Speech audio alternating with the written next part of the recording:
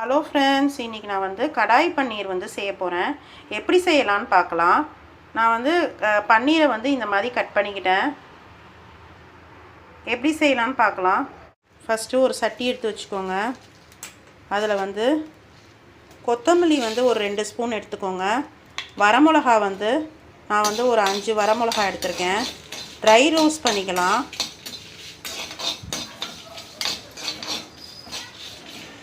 மிளகு ஒரு ஸ்பூனு, ஏலக்காய் ஒரு 2 ஏலக்காய், அதுக்கப்புறமா கிராம்பு ஒரு 3 கிராம்பு. இது எல்லாத்தையுமே நல்லா ரோஸ்ட் பண்ணிக்கோங்க. ஒரு 2 மினிட்ஸ் ரோஸ்ட் பண்ணுங்கள். அப்புறம் அடுப்பை ஆஃப் பண்ணிடலாம். நான் இதை ரோஸ்ட் பண்ணிட்டேன்.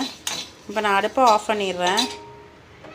நம்ம க்யூபாக கட் பண்ணி வச்சுருக்கோம்ல பன்னீரை, அதை இந்த மாதிரி லைட்டாக ரோஸ்ட் பண்ணிக்கோங்க.